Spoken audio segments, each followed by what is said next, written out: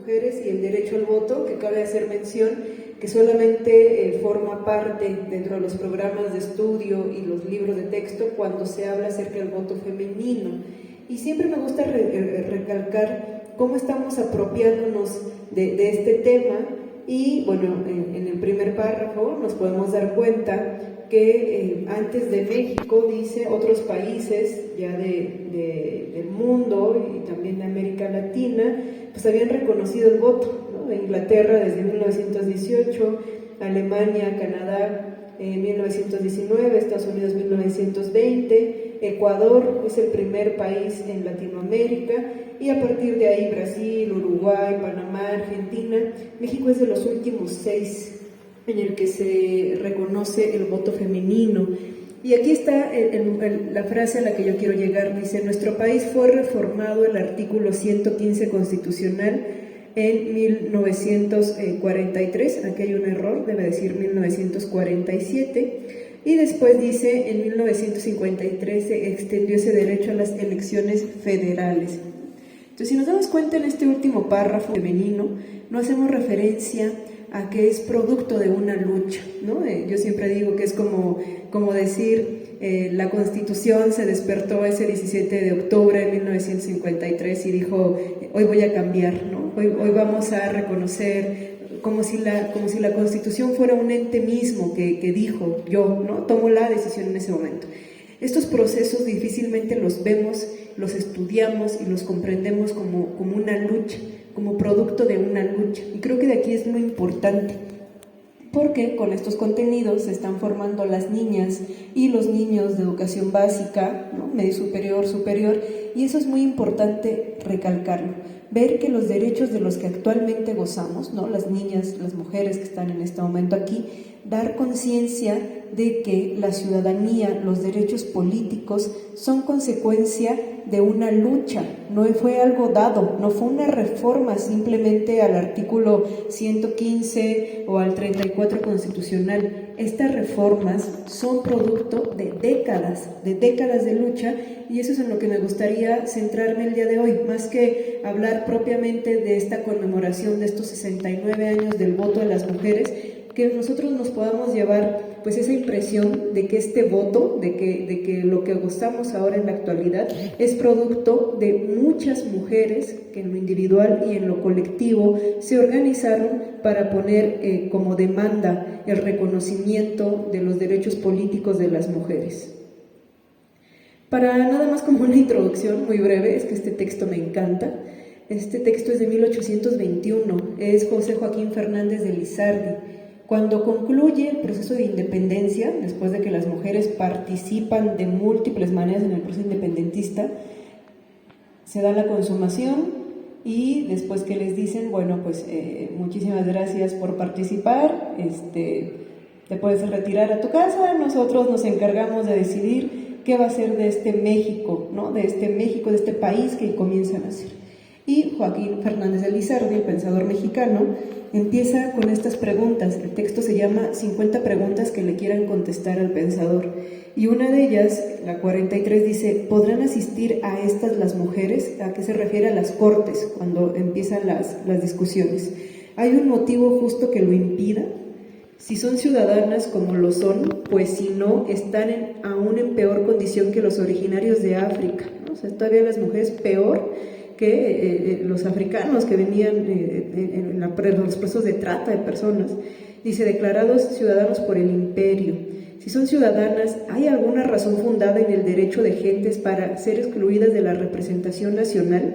Si las hay, señálese, y si no, ¿por qué no han de ser diputadas a las cortes? O sea, imagínense nada más el pensador así de, va a haber diputadas, va a haber representantes mujeres. No ha habido mujeres, dice, y si dicen que no porque no saben, yo pregunto, ¿y no podrán ser diputadas las que sí sepan? No ha habido mujeres muy instruidas en el derecho público y otras ciencias que permitan su participación. O sea, imagínense ustedes, apenas México siendo independiente y este hombre ya diciendo, no va a haber mujeres, ¿por qué no va a haber? Y si no están en peor condición, bueno, pues van a pasar 100 años y al pobre Fernández de Lizardi lo van a mantener todavía. Hay un periódico de Puebla que dice, replicando estas preguntas que dicen, el pensador no pensó esta vez, ¿no? ¿cómo se le ocurre andar planteando que las mujeres pueden tener una participación dentro de las cortes? Esto lo dejo nada más como un previo, ¿no? Nada más para darnos cuenta cómo en muchos momentos de la historia se había estado ya cuestionando y preguntando sobre esta participación y sobre la necesidad de esta participación.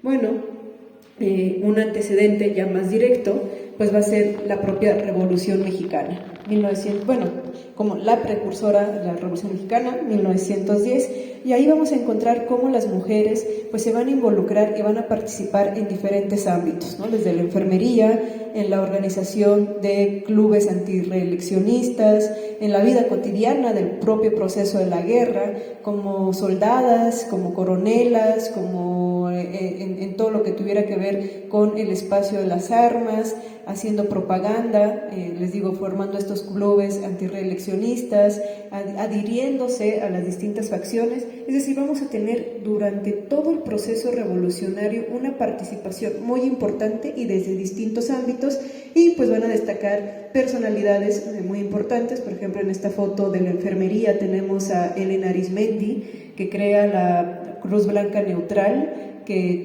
tiene como lema por la humanidad, ¿no? Recordemos que en ese momento la Cruz Roja solamente atendía a los que eran parte del ejército porfirista, pero ella dice, no, a ver, tenemos que atender tanto al ejército como a los revolucionarios, así es que crea esta Cruz Blanca Neutral. Después tenemos la siguiente fotografía a Sara Pérez, ¿no? Esta mujer que, siendo esposa también de Francisco I. Madero, pues va a entregarse a una campaña presidencial y además después de estar luchando por su causa. Todas estas son mujeres poblanas que fundan el club antirreeleccionista Carmen Cerdán. Incluso ellas ya desde ese momento reivindican el nombre de Carmen Cerdán, que había caído presa momentos antes en este atentado del 18 de noviembre. Tenemos a las hermanas Villarreal, que nos sale todo el folleto, pero que desde el exilio en Estados Unidos se dedicaban a escribir incluso antes del levantamiento armado de 1910. Es decir, vamos a encontrar unas mujeres mexicanas sumamente involucradas en este proceso revolucionario, en lo político, en lo militar, en lo social, y va a ser dentro de este convulsa década de nuestro país que van a darse los primeros congresos feministas en nuestro país, ¿no? Creo que esto es muy importante.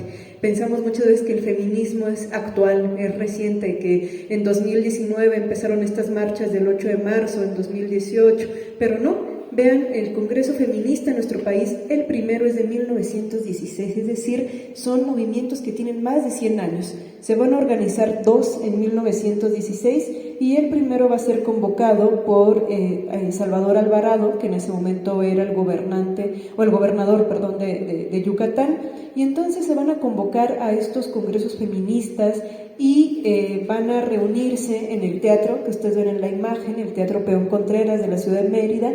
Van a reunirse más de 700 mujeres, en su momento la mayoría eran maestras. Van a empezar a discutir sobre la educación. El tema educativo va a ser uno de los fundamentales. ¿Por qué? Porque hasta ese momento no había algo que ahorita nosotros le decimos coeducación o educación mixta, es decir, que en una escuela pueden estar niñas y niños. En ese momento había escuela para niñas, escuela para niños. ¿Por qué? Porque los programas escolares eran diferentes.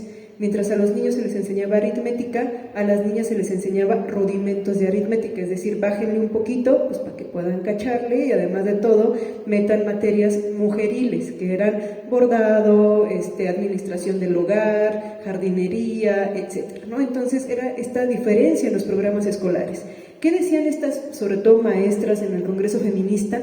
No va a haber emancipación de la mujer hasta que no exista la coeducación. ¿Por qué? Porque va a ser la verdadera educación lo que libere y emancipe a las mujeres, y no podemos seguir compartiendo espacios donde hay un programa para mujeres y uno para niños.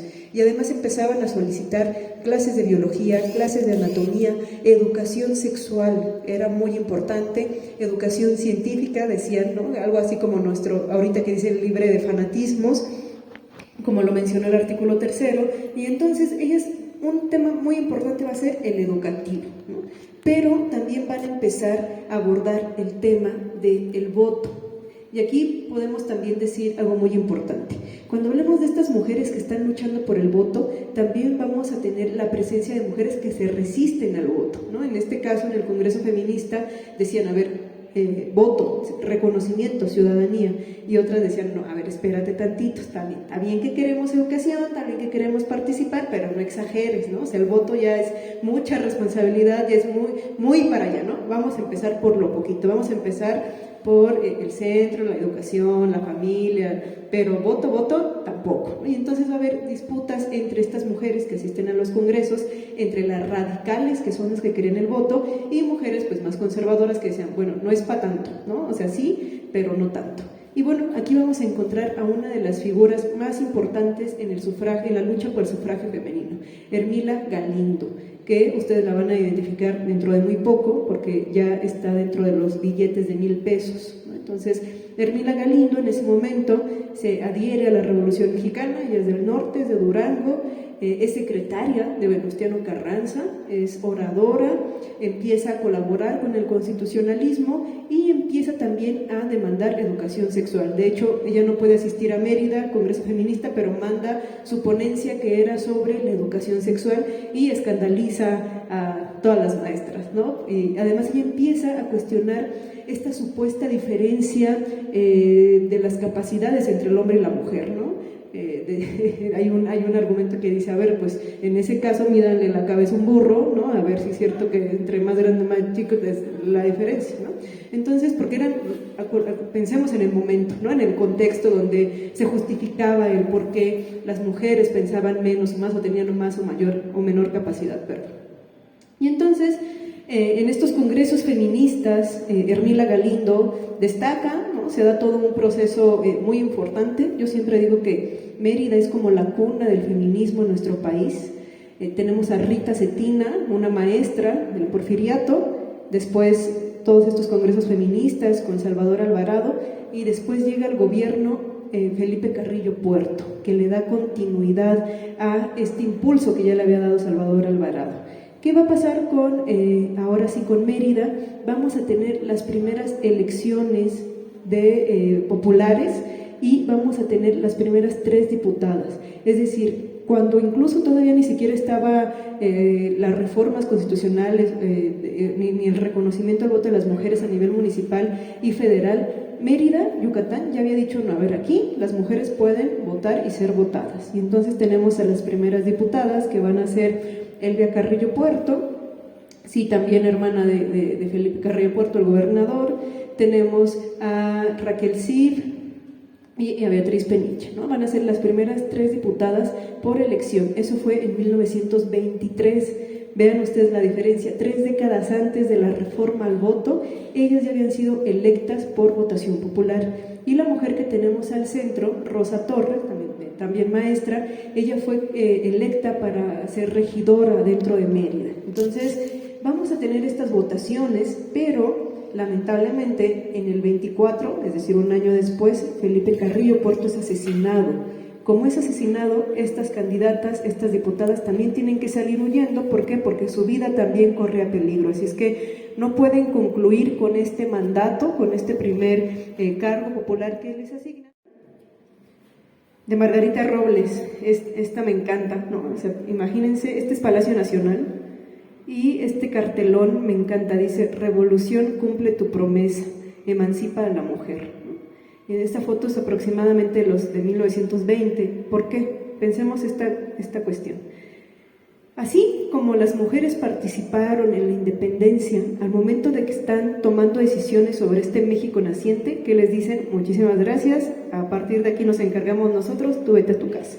1910 inicia la revolución. 1917, 16 y 17, se está discutiendo la Constitución, ¿no? Está el Congreso Constituyente discutiendo, y ¿qué le dicen? Muchísimas gracias por estos 10 años de guerra, ya hiciste de todo, pero a partir de aquí decidimos nosotros. Y la Constitución de 1917 no le otorga el reconocimiento a las mujeres como ciudadanas ni a tener derechos políticos. Entonces, yo aquí siempre pregunto si la revolución efectivamente le hizo justicia a las mujeres. Pues no, porque pese a que Hermila Galindo se plantó con un grupo de mujeres afuera del teatro de Querétaro, donde se estaba sesionando el Congreso, no se les reconoce la ciudadanía, no se le da estos derechos políticos. Entonces, completamente, pues ahí se pierde. Y es por eso que después de 1917 viene todo el movimiento sufragista, empiezan estas luchas por el reconocimiento, y toda la década de los 20 en verdad van a ser unos años sumamente activos. Aquí tenemos otra vez Hermila Galindo publicando, ¿por qué? Porque ella dice, me voy a postular para un distrito electoral, y aquí viene la importancia del lenguaje. Cuando ella se registra le dicen, no te puedes registrar porque aquí dice que solamente pueden registrarse mexicanos, y ella dice, bueno, pero los mexicanos somos todos, ¿no? Aquí dice que la Constitución, que es mexicana, que tiene tantos años de edad y que tiene para vivir. No, tiene que decir mexicanas y mexicanos. Entonces, como no dice mexicanas, tú no puedes participar porque no aplica para las mujeres. Y entonces ella aún así se postula, todavía argumentando esa laguna en el lenguaje. Lo mismo va a ser Elvia Carrillo Puerto, etcétera, pero pues no van a tener este reconocimiento, no va a ser válido porque la Constitución no te daba este reconocimiento dentro de el artículo. Entonces, toda la década de los 20 van a ser congresos panamericanos, congresos feministas, organizaciones campesinas, obreras, y vamos a llegar a la década de los años 30, también sumamente importante, sobre todo la primera mitad. En 1935 se va a crear el Frente Único Pro Derecho de las Mujeres.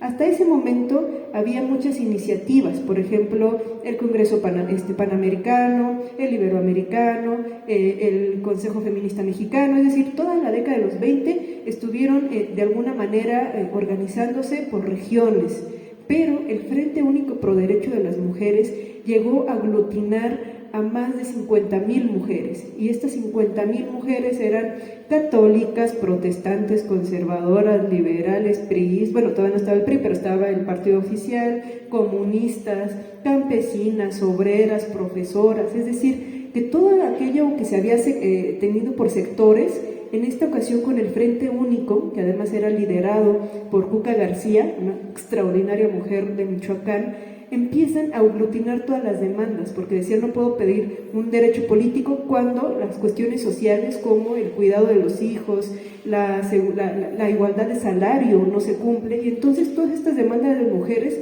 empiezan a aglutinarse en el Frente Único Pro Derecho de las Mujeres, fundado en el 35. Ahora, en el 37, cuando va a haber elecciones, Refugio Cuca García, se postula como diputada para Uruapan, Michoacán, y Soledad Orozco para León, Guanajuato. Y lo mismo les dicen, tú no te puedes postular, no te puedes proponer para la diputación, para la elección, porque aquí no dice que tú puedas participar. Y entonces el Frente Único va a decir, necesitamos las reformas al artículo 34 ya, ¿no? Y entonces, ¿quién era el presidente en ese momento? Que además hoy estamos conmemorando también su muerte, es Lázaro Cárdenas. Entonces, ellos se dirigen con Lázaro Cárdenas así de, necesitamos las reformas constitucionales que le den el voto a la mujer. Y Cárdenas les dice, claro que sí, están en toda la razón. Eso pasa en el 37. Cárdenas manda, como todo proceso legal, las reformas a la Cámara, se discuten, se pasan a las legislaturas de los estados, y estaba todo listo para que en diciembre del 37, todo eso estaba en la discusión, para que en el 38 se publicara en el Diario Oficial de el Diario Oficial de la Federación. Nunca se publica, ¿no? Y entonces empieza el drama así de, si ya está la reforma, si ya lo aprobaron en la Cámara, si ya la mayoría de las legislaturas lo aprueban, ¿por qué no se publica? Y aquí nada se aplica hasta que esté publicado en el Diario Oficial de la Federación.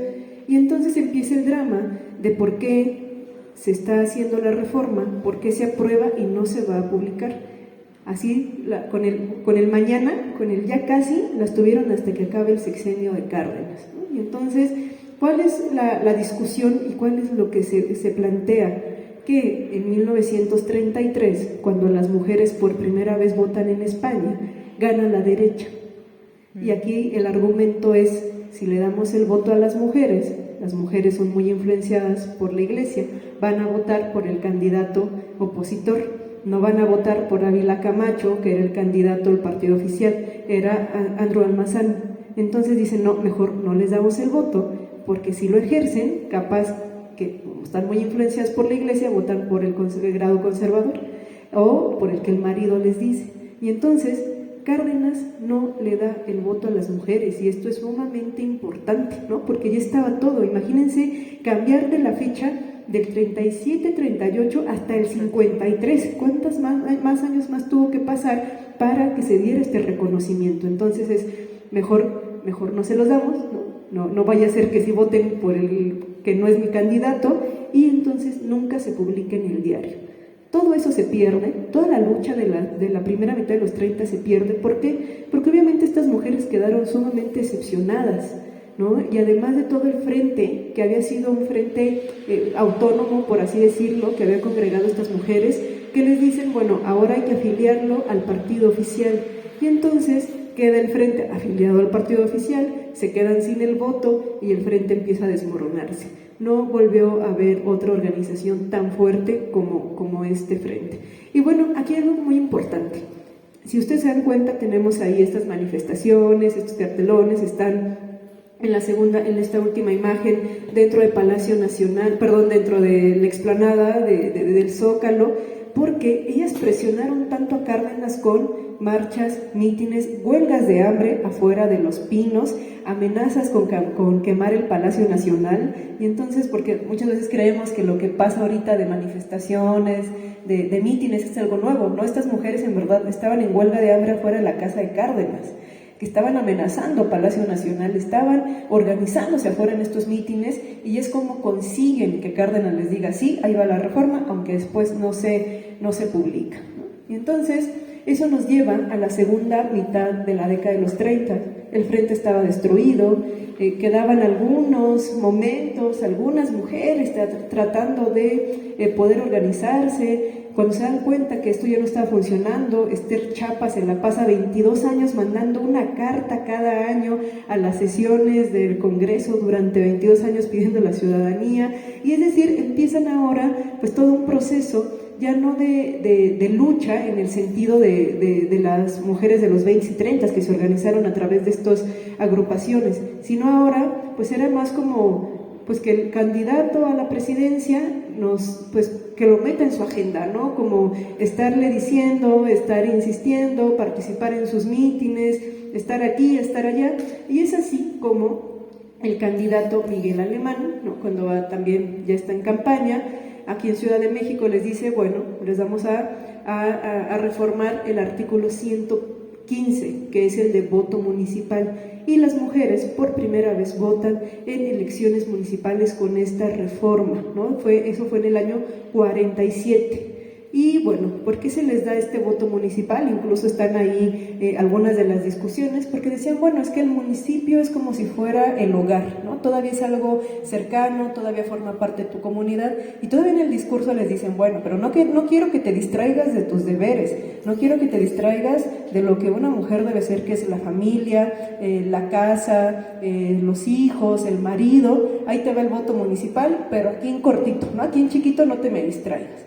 Pero las mujeres más radicales de la época todavía dicen, a ver, no queremos el voto municipal, queremos la reforma al artículo 34, que es el de elecciones federales. Y otra vez inician pues una serie de propaganda, de mítines, y una de las figuras más importantes va a ser Amalia Castillo Ledón, que ella ya pertenecía al séquito, ella había sido embajadora, estaba formando una alianza de mujeres mexicanas, estaba dentro del círculo cultural, y entonces le dicen, bueno, fírmame tantas cartas de mujeres que a ver si es cierto que quieren el voto.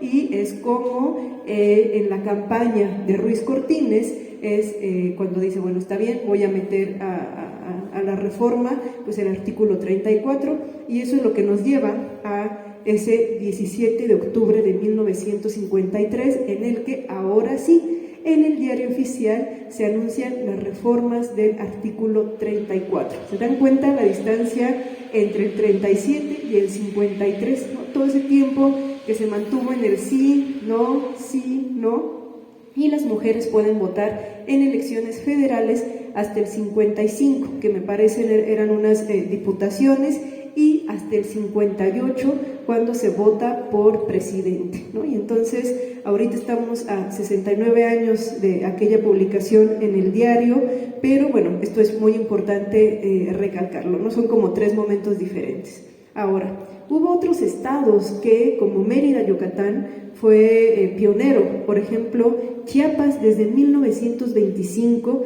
ya había reconocido el voto municipal en las mujeres. 1925 también estaba sumamente adelantado a la práctica, digamos, nacional.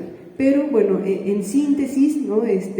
Yo lo que les quería decir es, toda esta historia, todas estas mujeres, el Frente Único Pro Derecho de las Mujeres, Elvia Carrillo Puerto, Rosa Torre, Hermila Galindo alcanza todavía a ver la reforma, no alcanza a votar, ella muere en el 54, la reforma es en el 53, pero todo esto, justo mi idea central era aquí, ¿no? Que no veamos el derecho al voto como una reforma simplemente, sino que veamos la dimensión, las décadas que tuvieron que pasar para que estas mujeres fueran abriendo brecha, porque además les decían de todo. Si ustedes buscan periódicos de la época, era así de que voten las viejas, ¿no? O sea, imagínense nada más las propagandas o los encabezados de periódico con esta burla, con todo este lado como muy que nos encanta a los mexicanos de estar haciendo burla de todo cuando están en las manifestaciones. Le decían la mujer sándwich, ¿no? El apodo porque el cartelón que tenía tanto de frente como de la espalda. Entonces fue como toda esta serie de penurias que pasan para que pueda consolidarse aquel 17 de octubre de 1953. Y además, pues no perder de vista pues estas cuestiones que les mencioné, ¿no? Así de cómo en el municipio sí, porque es más cercano al hogar, pero a nivel federal les decían, ¿para qué quieren el voto? ¿No? Que ni tiempo tienen, ¿no? Tienen que estar atendiendo acá y acá y acá, como para que se interesen por cuestiones políticas que no les corresponden. Y bueno, ya para concluir, hay siempre un pasaje, no un pasaje, sino una experiencia en particular que me gusta compartir sobre lo que es conciencia histórica, o creo yo que es conciencia histórica, o el para qué sirve la historia. Y yo, cuando cumplí 18 años, fui y saqué mi INE, como todos creo, porque pues me lo iban a pedir para la escuela, para hacer algún trámite, y hasta que cumplí 28 años no voté, ¿no? O sea, me pasé 10 años sin votar. ¿Por qué? Porque pues no había ningún candidato o candidata que cumplía mis expectativas, no creí que fuera un ejercicio sólido, y entonces 10 años no voté, hasta que empecé a estudiar Historia de las Mujeres y me encontré a Hermila Galindo, a Elvia Carrillo Puerto, a Raquel Cid, a Esther Chapa, al Frente Único, y empiezo a darme cuenta de todas estas décadas y todo este movimiento sufragista mexicano, y me sentí muy avergonzada. Entonces, la primera oportunidad que pude ir a votar fue y lo hice, y fue así de, perdóname, Hermila Galindo, perdón, porque en verdad uno ya actúa, ¿no? Uno se responsabiliza con el derecho que es producto de esta lucha, y entonces te responsabilizas de ese derecho, lo ejerces, y además te comprometes por los derechos que todavía falta por consolidar en el caso de las mujeres. Todavía hay problemáticas como la igualdad salarial, la violencia, estas brechas todavía en los cargos de mando, etcétera. Entonces creo que para eso serviría estudiar historia de las mujeres, para eso serviría la historia, para crear conciencia de que somos producto de una lucha y que tenemos que responsabilizarnos de ella, y además de todo ejercer las luchas y las demandas que todavía no conseguimos. Muchísimas gracias.